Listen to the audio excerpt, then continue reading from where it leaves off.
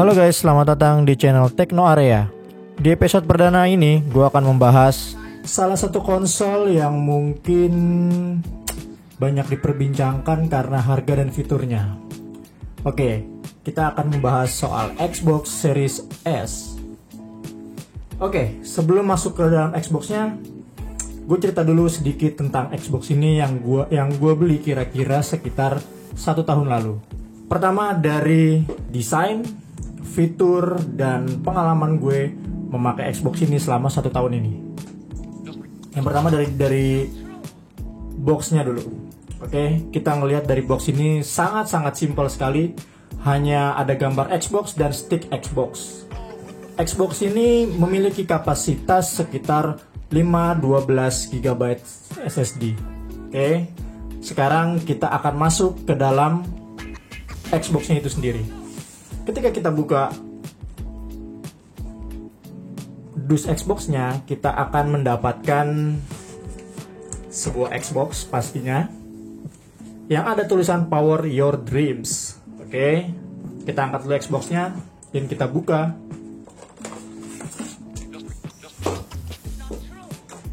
Sebelum kita masuk ke Xbox-nya, kita akan jelaskan dulu apa aja di dalam box ini. Oke, selain Xbox, kita ada satu kompartemen di dalam dus Xbox, yaitu isinya adalah sebuah kabel HDMI tentunya, dan satu buah kabel power. Lalu, kita mendapatkan satu buah stick.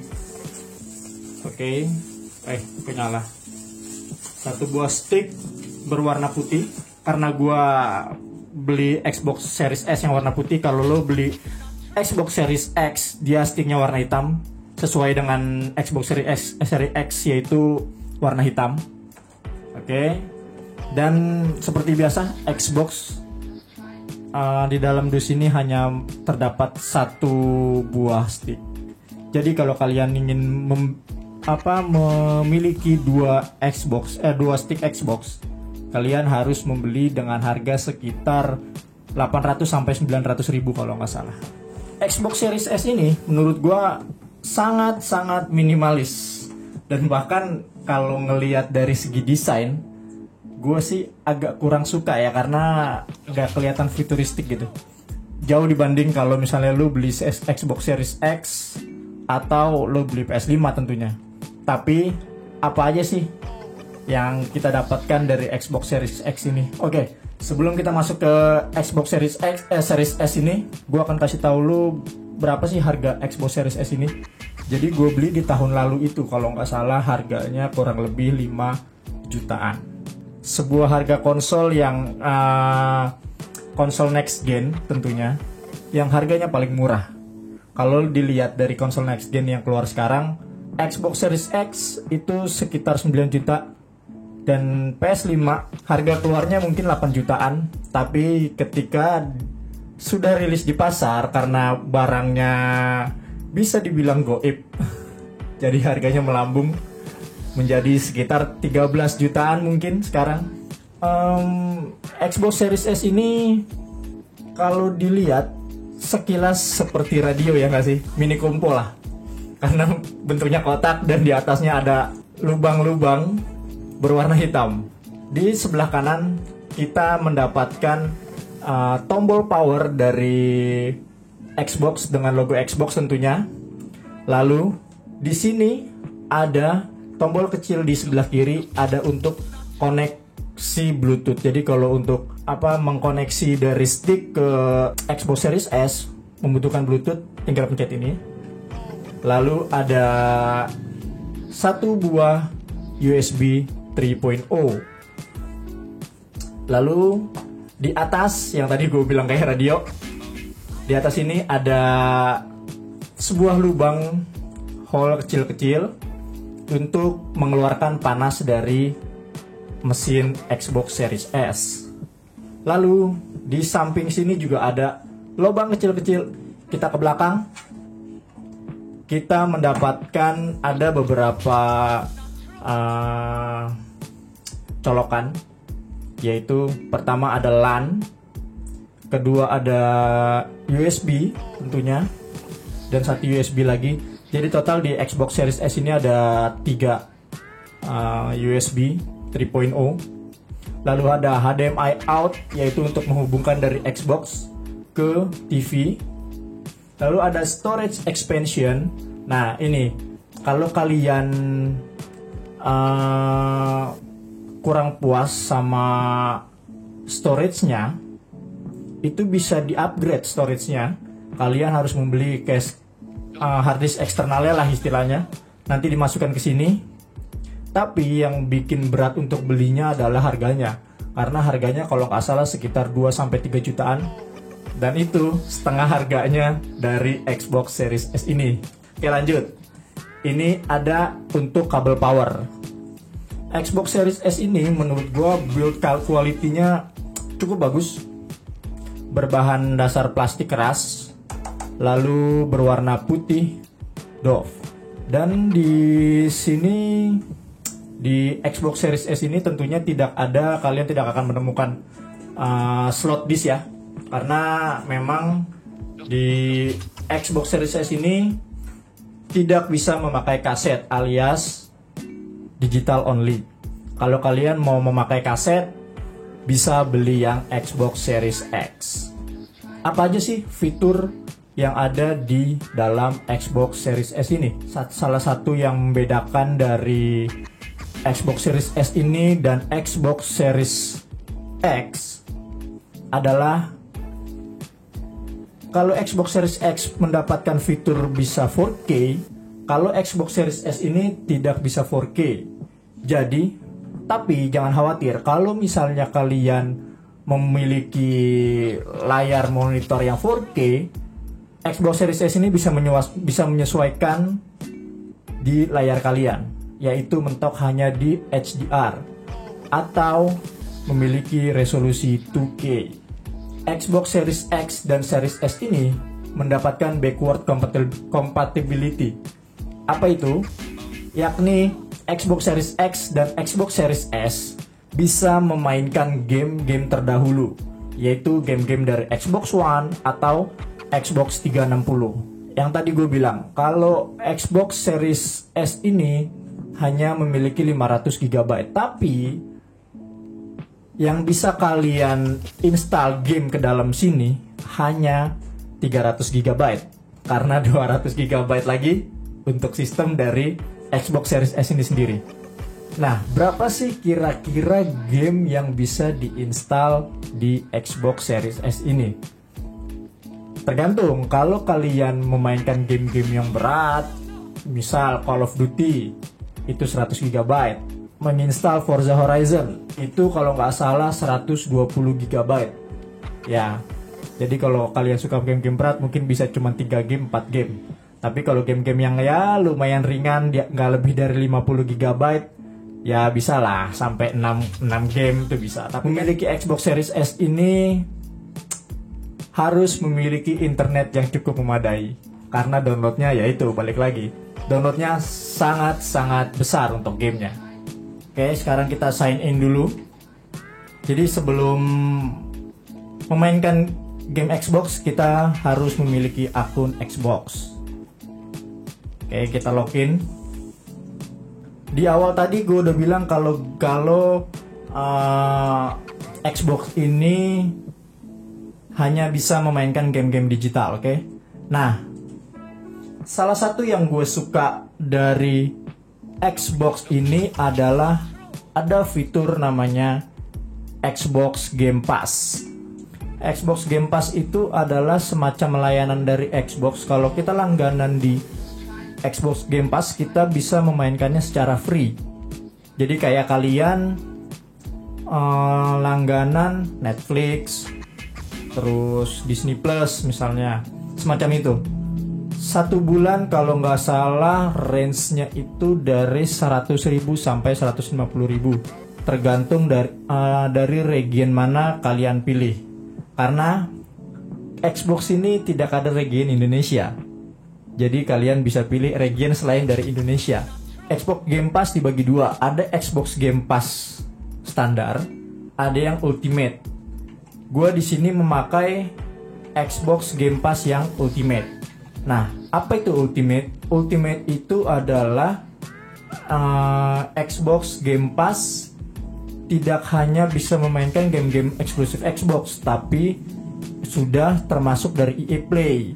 Jadi kayak FIFA, terus semacamnya dari selain FIFA, pokoknya game-game semua yang di EA Play bisa kita mainkan secara gratis. Nah, kalau nggak salah di sini tuh Xbox Game Pass ini ada sekitar 160-an game. Kalau nggak salah ya, koreksi kalau gue salah. Lalu enaknya adalah kalau kita langganan di Xbox Game Pass ini, kalau ada game-game yang eksklusif Xbox keluar di hari pertama, Xbox Game Pass adalah bisa kalian mainkan langsung di hari perdana itu. Di hari perdana peluncuran game eksklusif Xbox itu. Seperti ini, Back 4 Blood. Lalu ada Forza Horizon. Oke, mana Forza Horizon-nya? Ya itulah, pokoknya ada Forza Horizon, ada Back 4 Blood, dan lain-lain. Nah, kalau FIFA gimana? Kalau FIFA biasanya masuk ke Xbox Game Pass setelah 1 tahun. Misal ini, FIFA 21. Ini kan launching kalau nggak salah Maret 2020. Dan baru keluar di Xbox Game Pass adalah di di Maret 2021. Baru bisa dimainkan. Gitu. Jadi harus menunggu beberapa bulan baru bisa memainkan gamenya di Xbox Game Pass. Yang tadi gue kasih tahu kalau Xbox ini tidak keluar resmi di Indonesia. Jadi kalau kita ingin membeli game harus memakai region luar negeri, dan tentunya kursnya juga bukan rupiah. Misal ini ya, gua kasih tahu, misal ini keluaran terbaru The Quarry. Oke, harganya $69. Dan tentunya tidak hanya di situ. Kalian juga harus memakai kalau nggak salah VPN untuk menjadi region yang kalian pilih untuk membeli game ini. Nah, tapi gimana caranya kalau misalnya kita males gitu pakai VPN untuk membeli game gitu kan? Caranya menurut gua ada cara mudah. Gua kan orang yang males ya untuk memakai VPN segala macam terus bayar gitu. Di kamar saat ini tuh banyak yang menjual game-game Xbox dan original ya, bukan sharing account. Tapi bentuknya redeem code.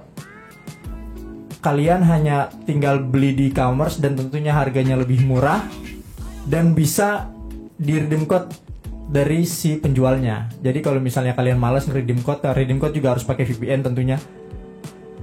Kalian bisa minta ke penjualnya, kasih akunnya ke mereka, dan tentunya yang kalian percaya ya. Nanti di redeem code sama mereka, kalian tinggal download aja. Nah, yang tadi gue bilang kalau gimana kalau TV kalian 4K? Apakah bisa menyesuaikan? Kalian tinggal pilih ke settingnya. Oke, setting. Di sini ada TV and display option. Nah, kalian tinggal pilih ke 4K UHD. Dia akan dari gamenya akan menyesuaikan dengan TV kalian. Tapi itu balik lagi, game Xbox ini tidak memiliki fitur 4K, tapi dia bisa menyesuaikan 4K. Artinya, game kalian akan bisa dimainkan secara HDR atau mentok di resolusi 2K. Nah, Xbox ini memiliki fitur Xbox FPS Boost. Kalau misalkan default gamenya hanya di 30 fps, di Series S ini bisa di-boost secara otomatis menjadi 60 fps seperti game-gamenya misalnya kayak Gears of War, Far Cry 4, Far Cry 5, dan lain-lain. Jadi gini, kalau misalnya gamenya defaultnya hanya di 30 fps, di Xbox itu bisa mendapatkan FPS boost jadi 60 fps. Nah, di Xbox ini ada beberapa game yang dilabeli X or S, yaitu artinya game-game yang ada label X dan or S ini, kayak misalnya Aliens ini, lalu ada ini game ini atau Art of Rally ini. Pokoknya semua game yang ada X or S ini kayak Back 4 Blood ini itu mendapatkan fitur FPS boost dan fitur auto HDR. Nah, salah satu yang gue suka dari fitur Xbox ini adalah fitur Quick Resume-nya. Nah, kita bisa memainkan 2 game sekaligus dalam sekali permainan. Jadi kalau misalnya kalian lagi kayak gue nih lagi main MotoGP ini, terus gue juga lagi memainkan game Resident Evil, gue tinggal pilih menu home-nya si Xbox, lalu ke Resident Evil. Nah, Quick Resume ini tidak ada di game PS5 tentunya. Nah, kita akan masuk ke dalam terakhir game yang kita tinggalkan. Jadi tidak mengulang dari awal lagi, tidak masuk lagi ke awal lagi. Jadi tinggal pencet Quick Resume, pencet home dari Xbox-nya, tombol Xbox di dalam stick, lalu pilih ke game yang kita mainkan sebelumnya.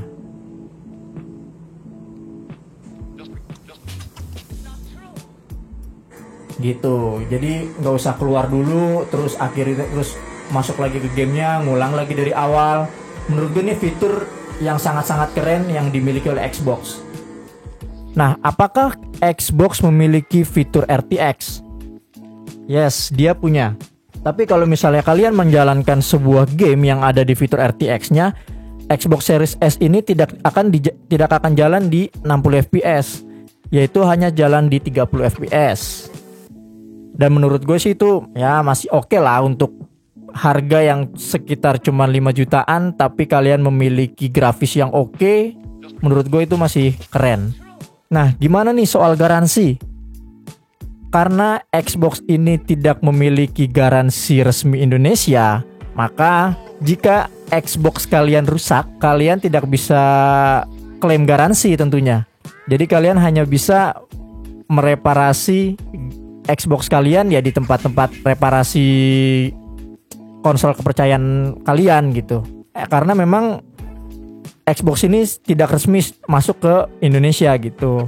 Bahkan ketika kalian beli Xbox ini pun kalian hanya mendapatkan garansi dari si penjualnya. Which is kalau kalian dapat penjual yang baik, bisa mendapatkan garansi 1 bulan. Itu udah maksimal banget. Kayak gue nih, gue beli Xbox ini dapat garansi toko itu sekitar 1 bulan. Dan banyak game penjual-penjual lain, toko-toko lain yang menjual Xbox dan dia hanya kasih garansi cuma 3 hari. So far selama 1 tahun ini gue make Xbox ini sih oke banget. Gue puas banget.